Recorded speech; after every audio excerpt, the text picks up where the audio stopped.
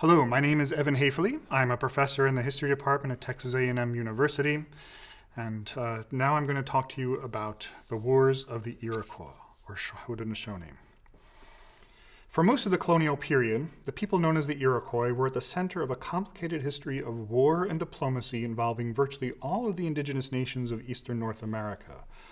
These wars transformed its political geography, especially in the West, creating changes long before Americans began to move across the Appalachian Mountains. To understand what happened, we need to understand something about indigenous American societies and their distinctive culture of war. We also need to understand a little about the Iroquois Confederacy, or League of Peace, that's at the center of this story. Now, Iroquois is the name that outsiders have long used to refer to these peoples. Their name for themselves is Haudenosaunee, and that's the name I will try to use as much as possible today. The dramatic transformations of the territory known as the Eastern Woodlands, which is basically the area east of the Mississippi River, north of Florida, south of the subarctic regions of Canada, owed much to the impact of European colonization. But most of these effects were indirect. European colonists are on the margins of most of this history that I'm going to be talking about today, which instead focuses on the indigenous nations living within this region. The Iroquois Confederacy, or League of Peace, was an alliance of initially 5 nations, the Mohawk, Oneida, Onondaga, Cayuga, and Seneca, who collectively are known as the people of the Longhouse, or in their language, the Haudenosaunee. It was fairly unusual for so many different nations to band together in a permanent alliance. Thus, in some colonial sources, they are distinguished from other native groups by being called the United Nations, and that unity was the key to their strength. We do not know exactly when these 5 nations made peace with each other, but it was before Europeans showed up. The principal inspiration for what is sometimes called the League of Peace was the preaching of a man known as Deganawida, the Great Peacemaker. Haudenosaunee oral tradition preserves the memory of his deeds and the ways he persuaded the people of the different nations to make peace, beginning with the Onondaga Nation and its leader Hiawatha. Ever since then, Onondaga has been recognized as the center of the Iroquois League. As part of the peace made between these different nations, they also joined into a mutual alliance, known as the Confederacy. That alliance is part of what made the Haudenosaunee so powerful and important in colonial America. In the 18th century, a 6th nation was brought into the Confederacy, the Tuscarora. This nation had originally lived down in what is now North Carolina, but was forced to move up north for safety with the Haudenosaunee after a devastating war with the English colonists there. Although the Tuscarora came from way down south, they shared something important with the rest of the Haudenosaunee, namely they spoke an Iroquoian language. So their language, as well as their culture, was related to that of the Haudenosaunee, and that made it much easier for them to be integrated into the Confederacy. Now, there were many Iroquoian peoples in the Eastern Woodlands, and many of them shared this idea of some sort of a confederacy with the Haudenosaunee. Other neighboring Iroquoian groups, like the Hurons or Wendat, who lived in what is now Ontario, formed confederacies of several nations, just like the Haudenosaunee did. Indeed, in some accounts of the origin of the Iroquois League, Deganawida is described as a Wendat who came across the lake to share his message with the 5 nations. Now, what is certain is that all of these Iroquoian peoples, many of whom became the first victims of the Iroquois Wars, shared a similar culture and spoke related languages. Because by belonging to this shared Iroquoian language family, they could communicate more easily with one another than with the many nations who were not Iroquoian, living beyond their borders. It also meant they shared very similar ideas about society and family life that were very important for mutual understanding as well. One of the distinctive features of these Iroquoian societies was that they were matrilineal, meaning that people trace their relationship to each other primarily through their mothers. They also practiced agriculture, not as intensively as Europeans did, but intensively enough to live in fairly stable towns of several hundred or even a few thousand people. Moreover, they did not live in individual family homes. Instead, they lived together with other families who were also related to the same woman in what is known as a longhouse. As the name suggests, it was a really long house. There were 2 doors, one at either end, and in between it was divided up into separate little sections where individual nuclear families lived.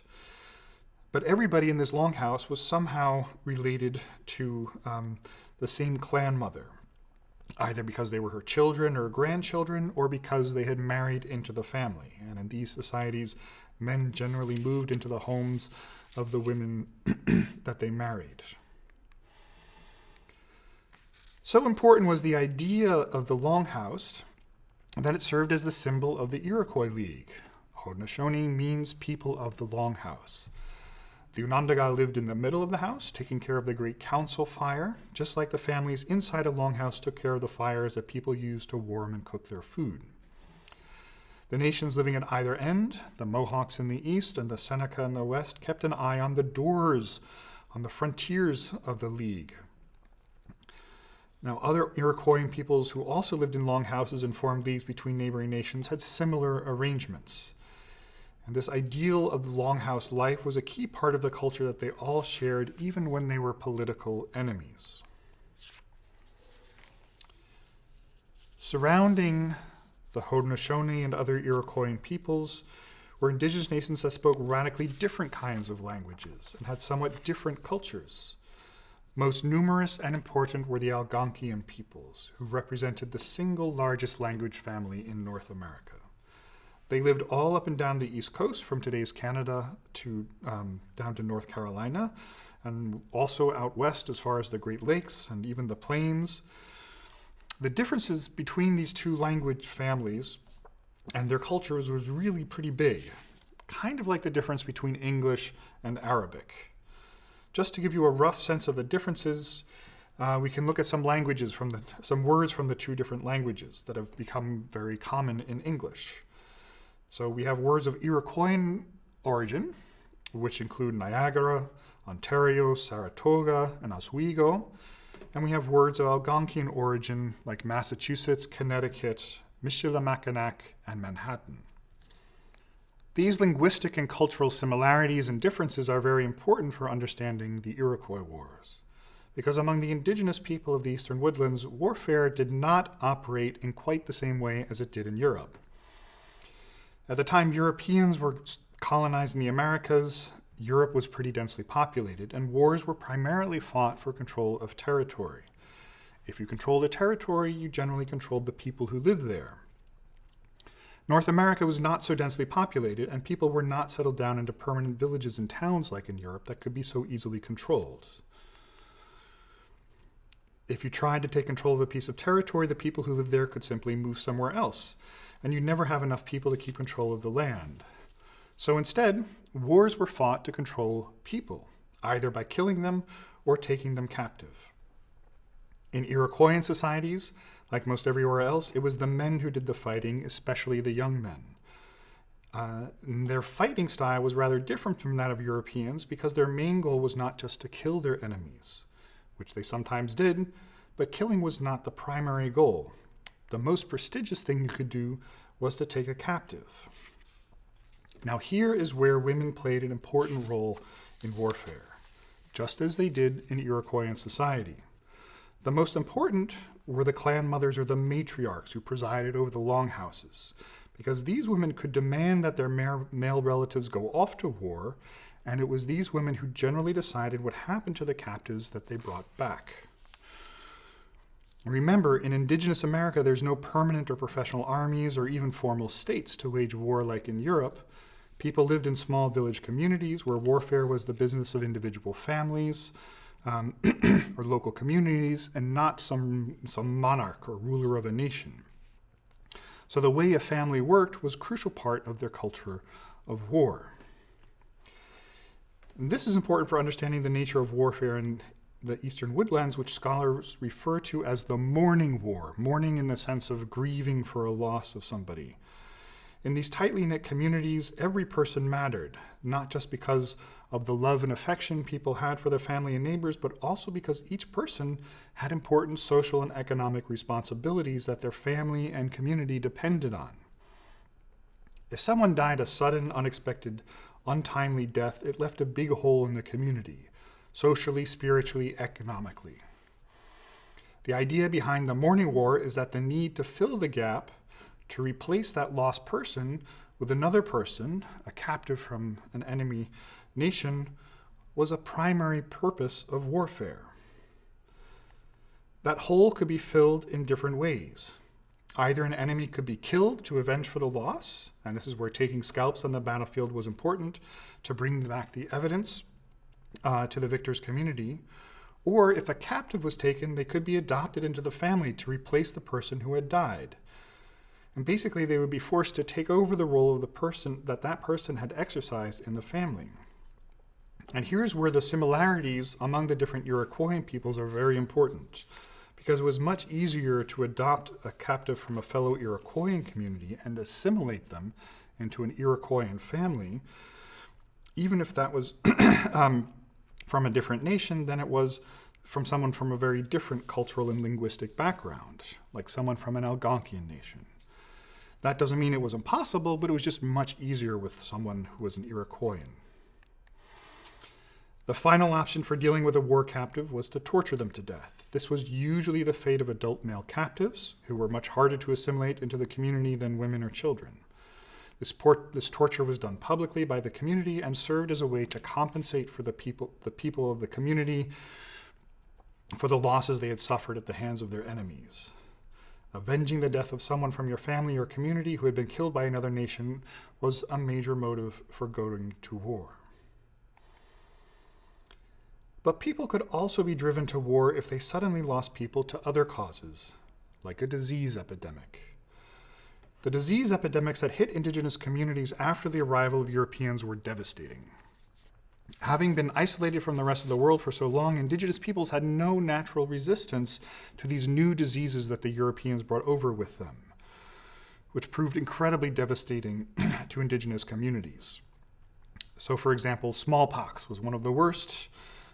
It was still deadly for Europeans, but a smallpox outbreak that might kill, say, 10% of a European population could kill 50 or even 90% of an indigenous population.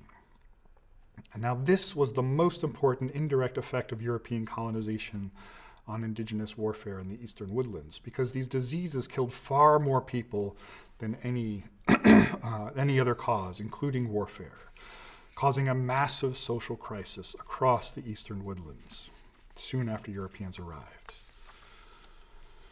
The more people who died sudden unnatural deaths, the more reasons there were to go to war. Now, like I said, one of the primary purposes of going to war was to control people, not territory, either by killing or scaring away one's enemies or assimilating them as captives into your community so that they and their children serve to strengthen your community. And this had been the case for centuries. There was, of course, a political dimension to these wars as well. They were often fought against people who were competitors for control over valuable hunting or fishing territories. But even if there was not an obvious conflict of interest between peoples, they could still become enemies because these wars had another important function, namely to sustain social peace and cohesion at home. Europeans who visited indigenous villages were always astounded at the social harmony they saw and how peacefully people lived together. Unlike in European towns, indigenous Americans did not steal from each other, they didn't get in fights with each other, they didn't murder each other. There's very little conflict evident within these indigenous communities. One of the ways this worked is that a lot of the tension and hostility that could have divided people within a community was directed outwards at external enemies. Even if there was not a major war going on, the idea that there were enemies out there somewhere helped to keep people united and provided an outlet for aggression, especially among young men who could be sent out on small expeditions against those enemies, some of whom lived very far away. So there's both an internal and an external logic to the mourning wars that for many centuries before Europeans arrived had helped preserve social stability. However, once the diseases and other disruptions of colonization hit, things fell out of balance. We do not know much about what life was before Europeans showed up, but we do know that all of these different nations had managed to survive as neighbors for centuries, notwithstanding the occasional wars and conflicts between them. There's nothing inherently destructive about these mourning wars. They were certainly less destructive than European wars, not least because Indigenous Americans did not idealize people who died in war. If the main point of war was to replace your losses, then losing people in battle just made things worse. Things changed once Europeans arrived, first gradually and then drastically. The French and Dutch, who moved into the fringes of the Iroquoian world at the beginning of the 17th century, were interested in trading with Native Americans for furs, and they quickly demonstrated that they had an insatiable hunger for these furs. Most important were beaver furs, which were essentially for making the kinds of hats that were extremely popular in Europe. Beavers lived all over eastern North America, but the best beavers for European purposes were the ones with the thickest coats. And the further north a beaver lived, the thicker its coat would get. Native people traded with Europeans for various items like iron pots, wool clothes, pins, needles, and other tools, but the most important item was guns. Since beavers were the most valuable fur, they were also the most important objects for indigenous men to hunt and trade with Europeans. As a result, by the 1640s, beavers were becoming scarce south of the Great Lakes, including in the country of the Five Nations. Further north and west, in places that were too cold to sustain agriculture, indigenous populations were smaller, and the populations of beaver and other fur-bearing animals much larger. So if the Iroquois wanted enough furs to trade for the guns that were becoming increasingly important to defend themselves against their enemies, they would have to go there. Now, because many of these Iroquois wars involved some competition for furs and access to trade with Europeans, they are often referred to as the Beaver Wars. Historians have debated about whether these wars were really economic in origin or more about cultural issues. In fact, it's really impossible to separate the economic from the cultural from the political factors driving these wars. And that's very important for understanding the ultimate impact of these wars, which turned out to be incredibly destructive to everyone involved. We know that there were wars going on before Europeans showed up because as soon as Europeans arrived, Indigenous Americans sought them out as allies against their other Indigenous enemies. The most famous case is that of Samuel de Champlain, the founder of New France, who established a trading alliance with the Wendat Confederacy, in what's now Ontario, Canada. And almost as soon as he did that, the Wendats invited him to join them in an attack on the Mohawks. Champlain went with a couple of his men, all of them carrying guns. And when the two armies met in 1610, Champlain and his men fired their guns, instantly killing 3 of the Mohawks. Indigenous people had never seen such weapons before, so it's not surprising that the Mohawks panicked and fled. However, that was just one battle in an ongoing war. Pretty soon the French became enemies of the Haudenosaunee. They ideally would prefer to be at peace with everybody so that they could trade with as many people as possible for furs, but the political differences between these different indigenous nations made that very difficult. The French made various efforts to establish peace with the Haudenosaunee, but they kept getting pulled into the wars against them by their indigenous allies and trading partners. Now, geography explains a lot about the role of the French in all of this, because they set up their colony at the mouth of the St. Lawrence River, which along with the Mississippi River forms the two major highways of indigenous North America. You can see how the St. Lawrence connects all the way down to the Great Lakes. It also cuts south via the Richelieu River and Lake Champlain to the Hudson River Valley, and then through rivers up north and west through the Ottawa River and the Western Great Lakes. All of this put the French in an ideal situation of access to the best fur trading lands in North America. And thanks to Champlain, they had quickly developed an alliance with the leading merchant nation of the region, which was the Wendat. Now, the French-Wendat alliance should have dominated the fur trade all around the Great Lakes area. The Wendat lived at the northernmost edge of territory where agriculture was possible, on the north shore of Lake Ontario. Just north of them were various Algonquian nations who only lived from hunting, fishing, and gathering that they had formed alliances with. And long before the Europeans arrived, they had been trading furs with the Wendat for food and other items. So it's very easy for the Wendat to take on the role of middlemen between the French and the many different nations of fur hunters across northern Canada. However, the connection to the French also exposed the Huron-Wendat to European diseases and French missionaries, whose efforts to convert them to Christianity turned out to be very controversial and divided their communities.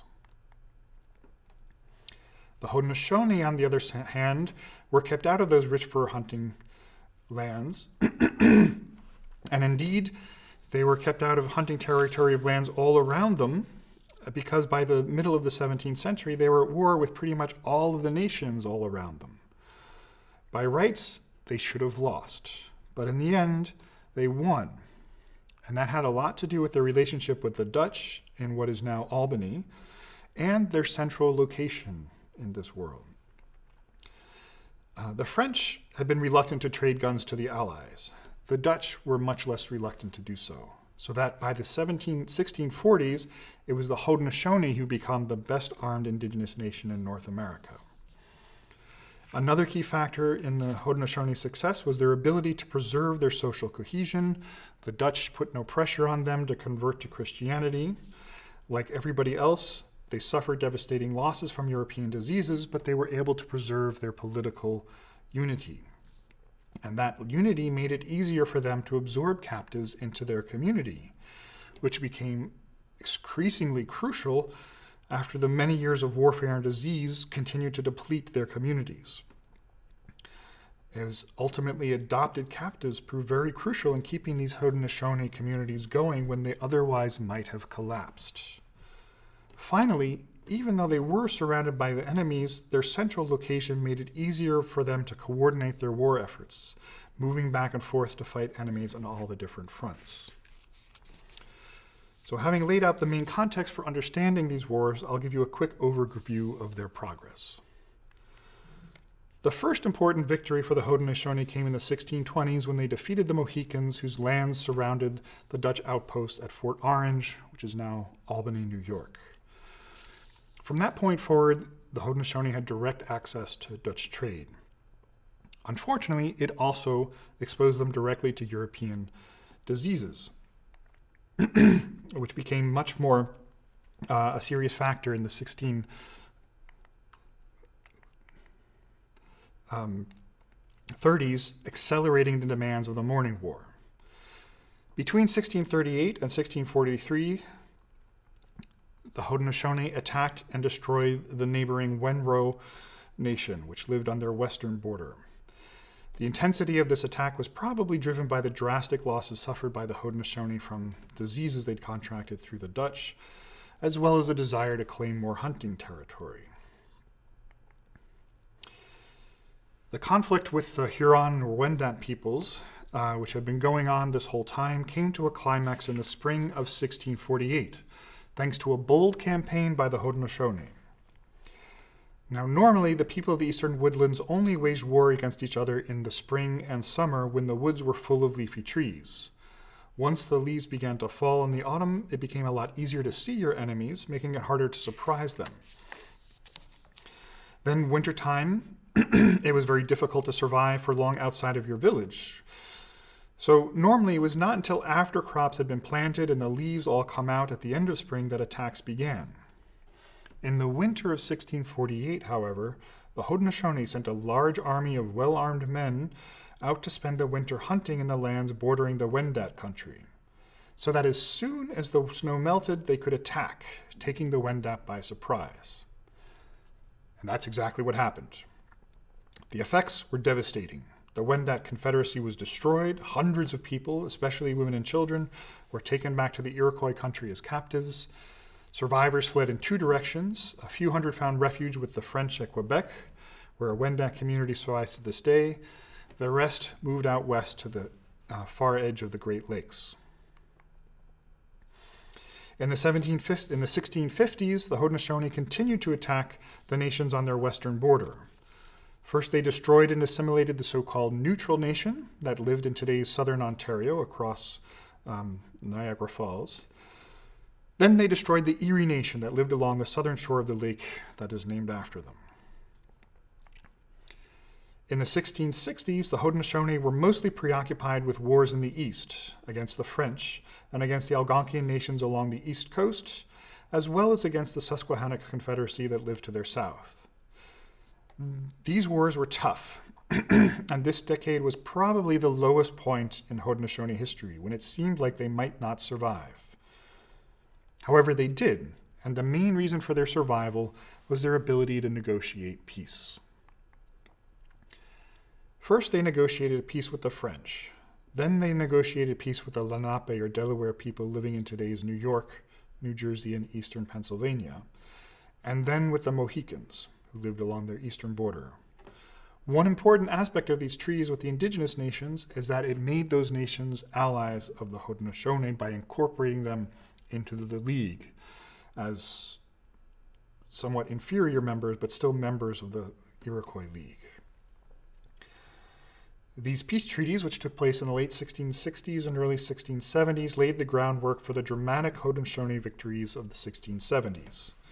First, they allied with the English of New England during King Philip's War to defeat the Algonquian nations of southern New England. This victory put an end to the indigenous threat on their eastern border. Then they turned their attention to the south and west. The Haudenosaunee first launched devastating attacks against the Susquehannocks with the help of their new indigenous allies among the Lenape. They defeated and destroyed the Susquehannocks and absorbed hundreds of their people into their community, just as they had done with the Wendat and other Iroquois nations they'd conquered. In the 1680s, the Haudenosaunee focused on the Great Lakes, where the Wendats had fled. With French help, the many different nations living around the Great Lakes put up a strong resistance. Fighting reached a peak in the 1690s when once again it seemed like the Haudenosaunee might be defeated. Certainly we know that their population decreased drastically in these years. Once again, the Haudenosaunee saved themselves by their ability to make peace. In 1701, they negotiated a major peace treaty in Montreal with the French and all of their indigenous allies. This Treaty of Montreal created a peace that lasted for the next 50 years until the outbreak of the 7 Years' War. That peace to the north, with peace to the north and the west and the east, the Haudenosaunee could now turn their attention to the south, where they pushed down through the English colonies of Maryland and Virginia all the way to the Carolinas, defeating one nation after another. Some of the survivors of these nations became allies of the Haudenosaunee and moved north to live in Pennsylvania under Haudenosaunee protection. Others fled west or simply disappeared. The two principal enemies who managed to hold on until the wars ended in the 1760s were the Cherokee and Catawba. Now, most of these wars took place on a much smaller scale than the 17th century wars. They were not quite like the Beaver Wars, but much more like purely mourning wars the days before Europeans arrived. Gradually, by the middle of the 18th century, the Haudenosaunee managed to make peace with their many enemies until these wars finally came to an end by the eve of the American Revolution. At that point, however, the people and territories west of the Appalachian Mountains had been drastically transformed. Whole nations had disappeared, large chunks of territory were abandoned and turned into hunting lands. Some people describe the result of these wars as the creation of a Haudenosaunee empire that dominated the lands from Ontario down to the edge of Cherokee country. Certainly, the Haudenosaunee ended up as the most powerful group in the northeastern woodlands. But they were not consciously building up an empire. Instead, for much of this period, they were fighting for their own survival. By the time the wars came to an end, they did not have a whole lot of power. They also did not have the ability to seriously prevent Americans from expanding west. So by the time of the American Revolution, there was very little that stood in the way of American westward expansion. And this, I think, is one of the important legacies of the Iroquois Wars for American history more broadly. But I think we should also consider another outcome. The Haudenosaunee are still here. They survived and to some extent have thrived. They were not destroyed or assimilated like so many other nations around them. A big part of their ability to survive was the culture of the mourning war, which encouraged them to adopt and assimilate enemy captives as equals into their community. By the 18th century, many Haudenosaunee were no longer of purely Haudenosaunee ancestry. There were former captives or descendants of captives who had been incorporated into the Haudenosaunee. This Haudenosaunee ability allowed the nation to not only survive, but also remain as influential as they were. And much of this is due to the combination of luck, talent, and wisdom that guided them through this century and a half of almost constant brutal warfare. And at a time and place when so many other nations failed to survive, the survival and persistence of the Haudenosaunee as the largest and strongest indigenous community in northeastern North America was a real accomplishment.